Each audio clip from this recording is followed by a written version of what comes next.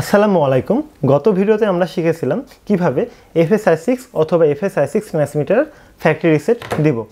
আজকে আমরা শিখব কিভাবে আমরা এই ট্রান্সমিটারের সাথে রিসিভার বাইন্ডিং করব, অর্থাৎ ট্রান্সমিটারের সাথে রিসিভার কানেক্ট করব। এখানে আমরা দুইভাবে শিখব। একটা হচ্ছে বাইন্ড প্লাগের মাধ্যমে, যেটা হচ্ছে অনেকে আমরা হারিয়ে ফেলি। তো হারিয়ে ফেলার পর আমরা জাম্পার ওয়্যারের মাধ্যমে এই রিসিভারকে ট্রান্সমিটারের সাথে বাইন্ড করতে পারবো।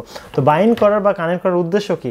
আমরা অনেকে কি করি, অনেকে যখন আমরা একসাথে পুরো ড্রোনের সেট বা প্লেনের সেট কিনি, অনেকে আমরা রিসিভার পাই, তারপরে দেখা যাচ্ছে ইএসসি পাই, তখন আমরা ইএসসির মাধ্যমে রিসিভারকে পাওয়ার দিই এবং এই ট্রান্সমিটার দিয়ে ওটাকে বাইন্ড করার চেষ্টা করি, এবং আমাদের ভুলের কারণে অনেক সময় এই দামি ইএসসিটা নষ্ট হয়ে যায়। তো এই সমস্যাটা যেন ফেস আমরা না করি, সেজন্য আমরা প্রথমে সিগন্যালকে জানার চেষ্টা করব, এবং এটা জানার চেষ্টা করব কিভাবে ট্রান্সমিটার এবং রিসিভারকে কোনো প্রকার ইএসসি ছাড়াই আপনি বাইন্ড করতে পারবেন। আপনি সামান্য একটা 3.7 ভোল্টের রিচার্জেবল ব্যাটারি দিয়ে আপনি ইএসসির সাথে কানেক্ট করে আপনি ট্রান্সমিটারের সঙ্গে বাইন্ড করতে পারবেন বা কানেক্ট করতে পারবেন। এখানে আমরা দুইভাবে দেখব, একটা হচ্ছে বাইন্ড প্লাগের মাধ্যমে, একটা হচ্ছে জাম্পার ওয়্যারের মাধ্যমে। এগুলো কিন্তু অনেক সেন্সিটিভ একটা ডিভাইস, আপনার ভুলের কারণে আপনার নষ্ট হয়ে যেতে পারে। তো সেজন্য এগুলো বিষয় তুলে ধরা উচিত, যেটা আমি মনে করি।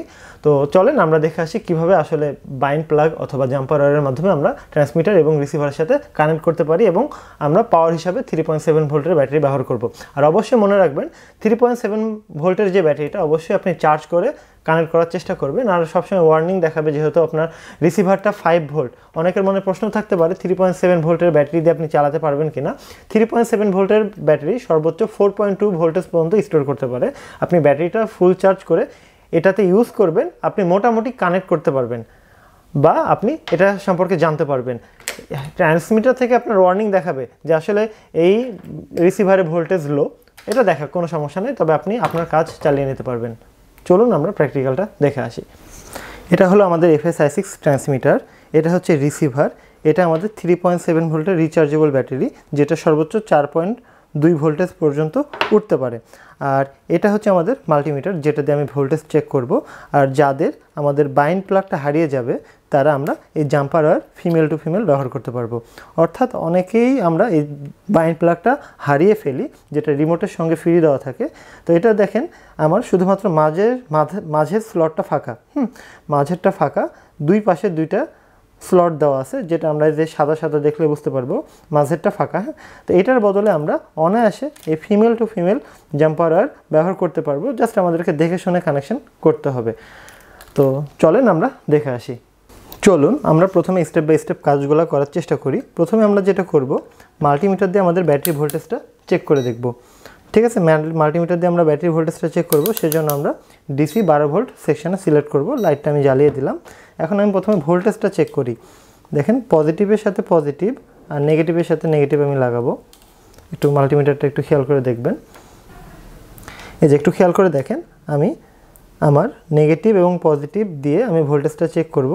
এখানে আমার ভোল্টেজ দেখাবে, আমি লাইটটা একটু জ্বালিয়ে দিই, 4.04 ভোল্টেজ। এখনও ব্যাটারিটা ফুল চার্জ হয়নি, তবে মোটামুটি আমি কাজ চালিয়ে নিতে পারবো। 4 ভোল্টের আশপাশে অনায়াসে আপনি কাজ করতে পারবেন। এর থেকে ভোল্টেজ একটু নেমে গেলেও আপনি রিসিভারের সঙ্গে ট্রান্সমিটার বাইন্ড করতে পারবেন। কিন্তু মনে রাখবেন, এই রিসিভারগুলো 5 ভোল্টে চলে। সেক্ষেত্রে আপনি এটা দিয়ে যে ডিভাইসগুলো চালাবেন, দেখা যাচ্ছে সার্ভো, তো সেটাও তো কিন্তু 5 ভোল্ট পাওয়ার টানে।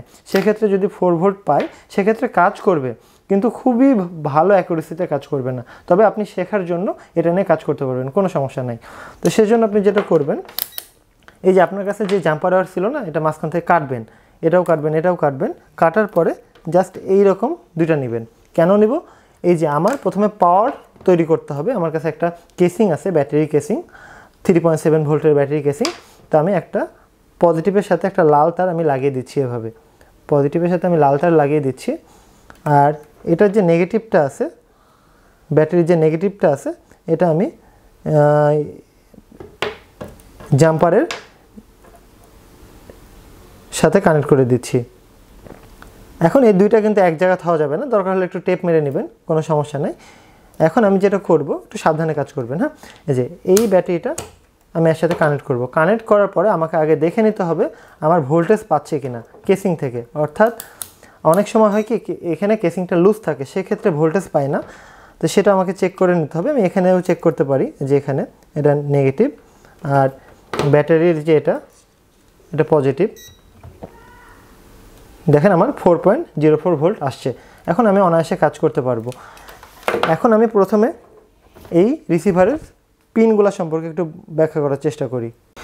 রিসিভারটা একটু খেয়াল করে দেখেন, আমার এখানে কিন্তু লেখা আছে যে 1 নম্বর চ্যানেল, 2 নম্বর চ্যানেল, 3 নম্বর, 4 নম্বর, 5 নম্বর, 6 নম্বর। 1 নম্বর চ্যানেলে লেখা আছে 1 নম্বর অথবা পিপিএম সম্পর্কে আমরা পরে জানবো।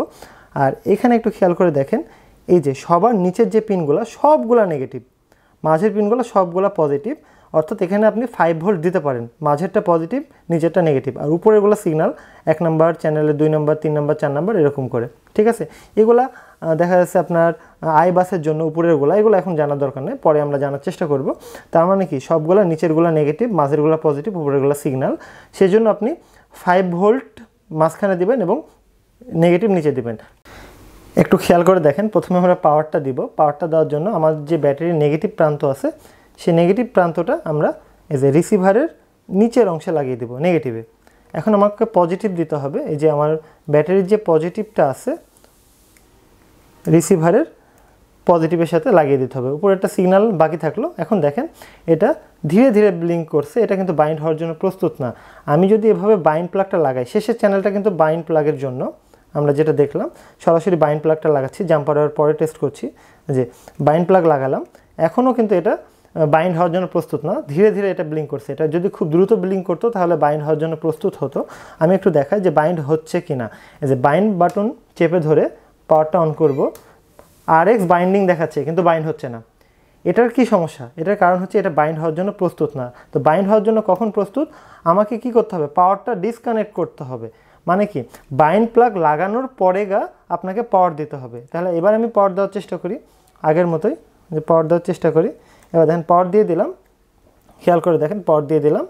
এখন আমার এটা খুব দ্রুত ব্লিঙ্ক করছে, আগে কিন্তু ধীরে ধীরে ব্লিঙ্ক করছিল, এখন দ্রুত ব্লিঙ্ক করছে। এখন আমি দেখি যে আসলে কানেক্ট হচ্ছে কিনা, আমি একটু দেখানোর চেষ্টা করি। আচ্ছা, বাইন্ড বাটন চেপে ধরে রিমোটটা অন করলাম, দেখেন কানেক্ট হয়ে গেছে, খুব দ্রুত কানেক্ট হয়ে গেল। এখন দেখেন এটা সলিড জ্বলছে। এখন যদি আমি এই বাইন্ড প্লাগটা খুলেও দিই আর কোনো সমস্যা নেই, রিসিভারটা পাওয়ার পেলেই এই রিমোটের সাথে কানেক্ট হয়ে যাবে, অন্য রিমোটের সাথে কানেক্ট হবে না। আমি দেখাই, পাওয়ারটা বন্ধ করলাম, আমি যদি পাওয়ারটা অন করি দেখেন রিসিভারের সাথে অটোমেটিক কানেক্ট হয়ে গেল। আমি যদি এই রিসিভারের পাওয়ারটা খুলেও দিই, দেখেন আমার এটা যে রিসিভারের যে ওটা কিন্তু আমার আউট হয়ে গেল, মানে RX সেটটা কিন্তু আউট হয়ে গেল। আমি পাওয়ারটা বন্ধ করলাম, পাওয়ারটা অন করলাম, কোনো সমস্যা নেই। এখন যদি আমি আমার এই রিসিভারে ব্যাটারির পাওয়ার সোর্সটা লাগাই, অর্থাৎ এই যে আমার 5 ভোল্টের বা 4 ভোল্টের যে ব্যাটারি সোর্সটা, এটা দেখেন কানেক্ট হয়ে গেল, সাথে সাথে কানেক্ট হয়ে গেল। তো এইভাবে আপনারা টেস্ট করতে পারেন।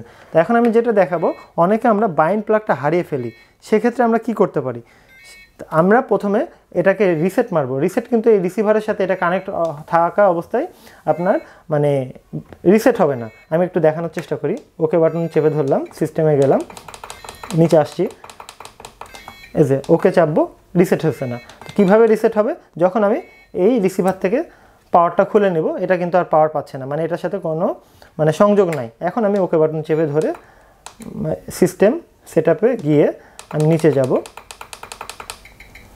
ফ্যাক্টরি রিসেট করব, ওকে প্রেস করব, আচ্ছা ওকে প্রেস করব, আপ চেপে ইয়েসে যাব। এখন দেখেন আমার ফ্যাক্টরি রিসেট হয়ে গেছে। এখন যদি আমি এটার পাওয়ার কানেক্ট করি, আর কিন্তু কানেক্ট হবে না, এটা কিন্তু আমাকে চেক করে নিতে হবে। পাওয়ার কানেক্ট করলাম, দেখেন এটার সাথে এটা কানেক্ট হচ্ছে না, কারণ এটা রিসেট হয়ে গেছে। এখন আমি দেখাবো কিভাবে আমরা এই সামান্য জাম্পার ওয়্যারের মাধ্যমে আমরা বাইন্ড করতে পারি। হ্যাঁ, এটা অনেকের মনে প্রশ্ন ছিল যে আসলে বাইন্ড প্লাগ হারিয়ে গেছে, এখন কি করব? কোনো সমস্যা নাই, বাইন্ড প্লাগ হারিয়ে গেল তো কী হলো? প্রথমে আপনি যেটা করবেন, অবশ্যই পাওয়ারটা খুলে নেবেন। পাওয়ার যখন পাবে না, তখন আপনি যে বাইন্ড সেকশন যেটা আছে, যে বাইন্ড সেকশানে অর্থাৎ শেষেরটাতে সবার নিচেরটাতে কানেক্ট করবেন এবং female to female jumper wire দিয়ে উপরেরটাতে কানেক্ট করবেন। এখন দেখেন আমার মাঝের পিনটা কিন্তু ফাঁকা আছে, একটু খেয়াল করে দেখেন, মাঝের পিনটা অবশ্যই ফাঁকা থাকতে হবে। আপনি এটা ভুল করবেন না, ভুল করলে আপনার রিসিভারটা সমস্যা হয়ে যেতে পারে, কারণ মাঝেরটা 5 ভোল্ট আর নিচেরটা হচ্ছে নেগেটিভ পাওয়ারের, দুইটা যদি শর্ট হয়ে যায় আপনার রিসিভারটা পুড়ে যেতে পারে, ভেতরে পুড়ে যেতে পারে, এটা আপনাকে সাবধানে করতে হবে। সেই জন্যই যারা এই বাইন্ড প্লাগ তৈরি করেছে, এটা এইভাবে তৈরি করেছে যেন দুইটা এক জায়গাতে না হয়, দুইটা এক জায়গার যাতে সুযোগ না থাকে হওয়ার, পজিটিভ আর নেগেটিভ, সেই জন্য দেখেন মাঝখানে ফাঁকা। তো আমি সেইভাবে কানেকশন করে নিলাম। করার পরে এখন যে আমার ব্যাটারির যে পজিটিভ আছে, আমি এই যে মাঝের পজিটিভে দিয়ে দিলাম। এখন এটা ব্লিঙ্ক করছে, অর্থাৎ বাইন্ড প্লাগ লাগানোর পরে আপনাকে পাওয়ার দিতে হবে, তাহলে ব্লিঙ্ক করবে। এখন আমি ট্রান্সমিটারটা বন্ধ করব, বন্ধ করে বাইন্ড বাটন প্রেস করে ধরে এটা অন করব। এই যে বাইন্ডিং হয়ে গেছে, কোনো সমস্যা নেই, এখন কাজ করবে। এখন আমরা আরেকটা বিষয় দেখব যে অন্যান্য পিনে পাওয়ার পাই কিনা। আমি এই যে আগে ধরেন বাইন্ড প্লাগটা এখন খুলে নিই, খুলে দেওয়ার পরে আমি এই যে পাওয়ার বন্ধ করলাম, আবার পাওয়ার অন করলাম, অটোমেটিক কানেকশান হয়ে যাবে। আর এবার আমি দেখাবো যে অন্যান্য পিনে আমার ভোল্টেজ দিলে রিসিভারটা অন হয় কিনা। আমি যেটা বললাম যে অন্যান্য আপনি যে কোনো নেগেটিভ পিনে দিতে পারেন, নিচের পিনে দিলাম, দেওয়ার পরে আমি পজিটিভটা যে কোনো একটা মাঝের পিনে দিয়ে দিলাম, দেখেন আমার পাওয়ার পেয়ে গেল। তার মানে আমার নিচেরগুলা সবগুলা নেগেটিভ, মাঝেরগুলা সবগুলা পজিটিভ পাওয়ারের। আর যখন আপনি এগুলো করবেন অবশ্যই রিসিভারে 5 ভোল্ট দেওয়ার চেষ্টা করবেন। 5 ভোল্ট যদি আপনার কাছে না থাকে, আপনি 4 ভোল্টের আশেপাশে ভোল্টেজ দিয়ে আপনি কাজ করতে পারবেন। আমরা খুব সুন্দরভাবে শিখে আসলাম কিভাবে ট্রান্সমিটারের সাথে রিসিভারটা বাইন্ড করতে হয় বা কানেক্ট করতে হয়। আমরা অনেক সময় ভুলভাবে কানেকশান করি, তখন আমরা মনে করি যে আসলে ট্রান্সমিটারের সাথে রিসিভার বাইন্ড হচ্ছে না, সেজন্য রিসিভারটা খারাপ অথবা ট্রান্সমিটারটা খারাপ। এক্ষেত্রে কিন্তু আমাদের ভুল হতে পারে। সেই জন্য আমাদের এলইডির ব্লিঙ্কিংটা ফলো করতে হবে এবং আমাদেরকে সেই অনুযায়ী কাজ করতে হবে। আর সবথেকে মজার বিষয় হচ্ছে আমরা এটা এখন থেকে নতুন কেনার পরে আমরা টেস্ট করতে পারবো যে আমার ট্রান্সমিটারটা রিসিভারের সাথে কানেক্ট হচ্ছে কিনা। যদি কানেক্ট হয় তাহলে রিসিভারটা বা ট্রান্সমিটারটা দুটাই ভালো। আর সামনের ভিডিওতে আমরা জানার চেষ্টা করব প্রত্যেকটা চ্যানেল কাজ করছে কিনা। এরকম অনেক ক্ষেত্রে হয়ে থাকে যে কোনো একটা চ্যানেল কাজ করছে না, তো এটা আপনি কীভাবে বুঝবেন? তো নতুন অবস্থায় যখন আপনি রিমোটটা কিনবেন, কেনার পরে আপনি টেস্ট করতে পারবেন যে রিসিভারটার প্রত্যেকটা চ্যানেল ভালো আছে কিনা। বা অনেক সময় এরকমও হয় আমরা কোনো একটা চ্যানেলে লং সময় কাজ করতে গিয়ে আমাদের ফল্টের কারণে কোনো একটা চ্যানেল নষ্ট হয়ে যায়, তো সেটা আমরা চেক করে দেখতে পারবো যে এই চ্যানেলে কাজ করছে কিন্তু এই চ্যানেলে কাজ করছে না, তাহলে এই চ্যানেলটা ভালো আছে কিনা সেটা জানার জন্য আমরা সামনের ভিডিওটা দেখব। আর অনেকের ক্ষেত্রে এরকম হয় এই রিসিভারটা প্লেনে লাগানোর জন্য অনেক ক্ষেত্রে প্লেনটা ক্র্যাশ করে, পানিতে পড়ে, বা ড্রোনে লাগানোর পরে ড্রোনটা ক্র্যাশ করে বা পানিতে পড়ে। সেক্ষেত্রে অনেক সময় এই রিসিভারটা নষ্ট হয়ে যেতে পারে। যদি নষ্ট হয় তাহলে এই রিসিভারগুলো আপনি আমাদের মিস্টার আরডিনো অনলাইন শপে আলাদাভাবে কিনতে পারবেন। অর্থাৎ এই সুযোগ আছে আর কি, এই রিসিভারগুলো আলাদাভাবে পাওয়া যায়। তো যারা এই ধরনের ট্রান্সমিটার FS-i6 অথবা FS-i6X ট্রান্সমিটার নিতে চান, আমাদের কাছ থেকে নিতে পারেন। আমাদের গোটা বাংলাদেশ ডেলিভারি হয়। আর জেনে রাখবেন যে মিস্টার আরডিনো অনলাইন শপ গোটা বাংলাদেশ সব থেকে কম প্রাইসে ইলেকট্রনিক্স, রোবোটিক্স, তারপরে আরডিনোর যে পার্টসপাতিগুলো আছে বা ড্রোনের পার্টসপাতিগুলো আছে হোম ডেলিভারির পর্যায়ে ডেলিভারি করে। আর আপনি যখন কোথাও থেকে কেনাকাটা করবেন অবশ্যই সেই জায়গাটা ট্রাস্টেড হতে হবে। ট্রাস্টেড জায়গা থেকে কিনলে আপনি কোনো একটা জিনিস চেক করার সুযোগ পাবেন। আবার দেখা যাচ্ছে যে আপনি কোনো অ্যাডভান্স দিলেন, সেই অ্যাডভান্সের টাকাটাও মার যাবে না। তো এটাই হচ্ছে সবথেকে বড় বিষয়। আর আমি দীর্ঘ 4 বছর যাবৎ ব্যবসা লাইনে আসি, এই এডুকেশন সিস্টেমের লাইনে আসি, বিভিন্নভাবে আপনাদেরকে কাজ শেখানোর চেষ্টা করছি ইউটিউবের মাধ্যমে। আমার প্রত্যেকটা ভিডিও আর জীবন ফ্রি থাকবে। তো সেজন্য অবশ্যই আপনারা চেষ্টা করবেন আমাদের কাছ থেকে পার্টসপাতি নেওয়ার। আমাদের কাছ থেকে যদি আপনি পার্টসপাতি নেন, সেক্ষেত্রে আমরা আমাদের রিসার্চে কাজে লাগাতে পারি, অর্থাৎ যতটুকু প্রফিট আমরা অর্জন করি সেটা আমরা আমাদের রিসার্চে ব্যয় করতে পারি এবং আমি আপনাদেরকে খুব সুন্দরভাবে ভালো ভালো শিক্ষণীয় ভিডিওগুলো তুলে ধরতে পারবো। আমি এতক্ষণ কথা বলছিলাম নওয়াজ শরীফ। ধন্যবাদ।